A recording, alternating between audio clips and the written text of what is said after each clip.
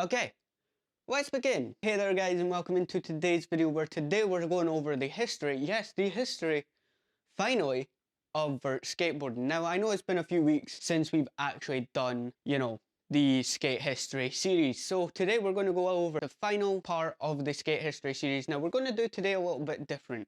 We're actually going to split it up into sections, and those sections will be right here. I have put them here. Enjoy. Wow, look at those sections. Anyway, so yeah, so that's what we're going to start with, and so yeah, let's just jump right into it. Let's start with the first section, which, as you guys know, will be the history of how skateboarding started. So let's start with the history of skateboarding. Where did it start? Where you guys know the story if you've watched the previous ones, but for any of you that haven't watched the previous ones yet, skateboarding basically started with a bunch of surfers wanting to do what is called street surfing, which they just attached wheels to their surfboards, or like old broken ones, or any that didn't have, the fin on them at the bottom. So that's where skateboarding originally started, and then it moved into like skating in pools and skating in just other open areas that have ramp-like structures. So that is where our story in vert skating actually begins. Now let's jump into the next section of where did vert begin. Where transition skating began was basically a skater wanted to skate something new, find a new terrain to skate, and their parents were away for the weekend or the week. I can't remember the exact, but something along those lines. Their parents were away, so he invited a few of his friends over and they started, skating an empty pool. And they just started at the shallow end and rolled down the deep end, in a way. Now, they would obviously want to go faster and faster until some of them hit tile, which is just the tile edges around the pool. And then basically around the 70s, which was the second wave of popularity of skateboarding, and this is where vert started to really take off and all that stuff, because this is where skate parks were actually being made and stuff. Skaters decided to start trying to get their board out of the pool and doing what was known as an aerial. And now, if you know what an aerial is, you probably don't need me to explain this, but basically you would just come out of the pool, in the air, hence the name, and then come back down into the pool safely. Let's call it safely, because if you didn't fall, it's safe. Alright, that's what we're calling it. If you didn't fall, you were safe. So more skaters started to not just do aerials out of the, pool, or the bowl is what it's now known as. It's kind of a bowl type of skating, especially in skate parks. It's not a pool skate park, it's a bowl skate park, I guess. I don't know how to word it. It's just a bowl ramp, I guess. Bowl ramp? I don't know. Tell me the name for it down in the comments below. I think it might just still be called a pool or a bowl, so I'm pretty sure I'm right on one of them. But basically, as, skateboarding got more popular, there was more skate parks being made with vertical walls and transition walls and stuff like that, where people would start doing what is known as whip tricks. And now, if you don't know what a whip trick is, I will show you guys what the whip on a ramp or a transition ramp is, and there you go. If you see the metal coping that is there, that is what is referred to as the whip, and that's where you do all your whip tricks, like blunts, nose stalls, like nose picks, all that kind of stuff. And now, like, this is where skating began to get its uprising, where vert skating actually got taken to new heights, because they were, pardon my pun, where basically they would want to go higher, faster, just as fast as they could and high as they could with the ramps and stuff like that. So that's where you get your half pipes, your quarter pipes, all that stuff. And the higher the transition wall or the vert wall, the more skill it took to, I guess, aerial out if you weren't very good at it. And again, I'm not any sort of vert skater. So again, vert skaters, please comment down below if there's anything that I do miss. Now, the other thing with vert skating that, again, I understand from other people's perspectives is that it's just fun. It's just weightlessness, basically, as you're going up and as you're coming down.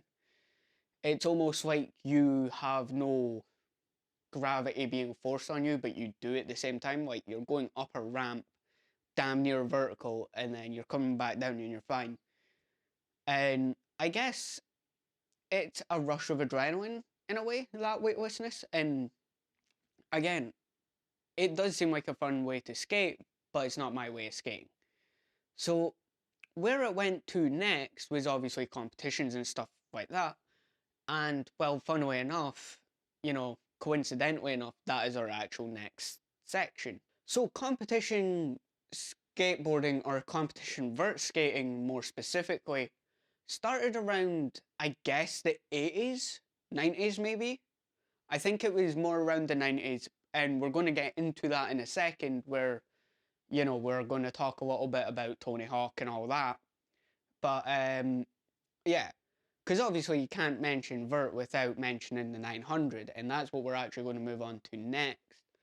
Now, with competition skating specifically, especially with vert, especially with modern competition skating now, a lot of vert tricks now that are like seen as very good and all that stuff are all variations on street tricks from street skaters, but with, you know, maybe hand maneuvers to like catch a board and put it under your foot or something like that.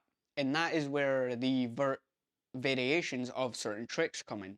So firstly, if we talk about, like, you know, the most simple trick of street skating, and that is the ollie. So the ollie is, again, I think you know by now what an ollie is if you've been keeping up with the videos, but basically in street it's making the board jump. That's it in the most basic terms. So there's a difference between aerial and an ollie in vert skating. Now, an aerial is when you just let the board ride up with you as you go, and an ollie is when you actually pop off the ramp and get it to come up with you. I know it's very confusing, but and basically what they would also do is, again, get kick flips and stuff and maybe catch it with their hand and put it under their foot. I don't know why I had to demonstrate it, because I'll have a clip in a minute that shows you how they would do that. And basically, these are all tricks that would get a judge's attention. Now, this is where the 900 kind of comes into play here. And now, like, obviously there was plenty of good tricks before the 900 and before Tony Hawk's first ever 900. Now, as you can tell, the 900 was a very influential part of vert skating because everyone tries to do it. And there are some others who can do more than 900 now. They can do 1080, they can do, you know, some pretty mad, decent spin. Again, like, at the time, a 900 was mental. Like, it was never been done before. Like, it was literally an NBD. And basically, because Hawk had the balls to try it at a competition, it became... He obviously won that competition, I'm pretty sure he did. Because of the 900, because it was a never been done before trick, and he landed it pretty perfectly. And again, we will show a clip of the 900 right now. See, and like, that trick at the time especially was very, very difficult to do. Like, a 720 was difficult to do, a 360 was difficult to do for some people. And doing a 900 is literally a 720 within 180 on top of that. So, like, you're doing two full spins and then a half spin while mid-air before you touch the ramp, which you have to get the timing so right. Even I know that as, like, more of a beginner skater still, but you have to get the timing so damn near perfect that, you know, you cannot make a mistake. Or if you're making a mistake, you do not want to make that mistake in a competition. Now, the other thing with, you know, competition skating now is, again, like, you have to do so much more different sets of tricks on top of everything else. So, like, basically what I'm saying here is you've got to, you know, do like a set line of tricks. So, like, say, you know, you go into the ramp, you drop in, let's say you do kickflip 180 back down, and then you have to do like tray flip something, and basically do like, that's how competition skating works in street vert and maybe freestyle. I think freestyle is a lot more of the combination of all the tricks together at once. But basically, again, correct me in the comments down below. But basically, what it is basically it's so difficult to get good points in a, you know, competition, because it's a competition, obviously. So everyone's trying, pulling out their best tricks. Maybe some people are trying some never been done before tricks, and you've got to compete with that. So, like, everyone's trying to impress the judges with all these mental tricks, but, you know, sometimes they don't always work out. And now, vert skating, this is where I really respect vert skaters, even if I don't like vert myself. They take off on some pretty mad heights and fall from those heights and come out mostly unscathed. Some of them, you know, have a fate worse than others, but, you know, if I take this X Games, I think it's X Games video, for example, and this is basically one of the biggest falls that I've seen on basically what is a mega ramp. It might be a monster um sponsored competition as well. I'm not sure. It's either X Games or Monster. I will, again, find the clip and I will correct myself somewhere here. Or you guys can correct me in the comments down below as well. And while you're down there, actually, just to take a quick break from the video, if you could subscribe, that would help a lot, and I would, you know, be very grateful for that on the channel. And yeah, leave a like too, because, you know, I always like a little bit of feedback as well. So again, comment down below if you enjoyed the video or not. So now we're going into kind of a little bit just before competition. I know this isn't in chronological order, but just a little bit before slash during um the where competition started to be birthed into skateboarding, I guess, which is around, I think, just maybe late 80s, early 90s, mid 90s, I think, was when competition started really coming in again. So basically, the the recession of skateboarding was in like the start of the 90s, and that's where I want to really start. And basically, so that meant that skating was brought back to the streets, and now everyone was doing street tricks again. There wasn't many in the way of doing vert anymore, because everyone had to skate street because there was nowhere else to skate. And again, this is where skaters tend to get their bad rap for, you know, destroying public property, and they didn't. They tried to be as respectful as they could, um, or a lot of them did anyway. There was a few that did it just to do it out of spite, just to annoy people, and again, I can see why. Um, but basically, because of all that, that's where you get your street tricks mixed into your vert contests, especially now. And again, these two sections are kind of, you know, interloping with each other, because this was all around the mid 90s, where all this actually started happening. And then obviously Tony Hawk did his 900. I can't remember the year, so editor Artemis, please put it up here somewhere. When Tony Hawk did the first ever 900, with those types of tricks coming into vert, that's where you get the modern style of vert skating and vert contests. Now, current vert skating, it's a tricky thing to cover, because there's a lot of different types of vert skating as well. Because you've got your pool skaters, you've got your ramp skaters, and you've got, you know, some other type of mix of the two.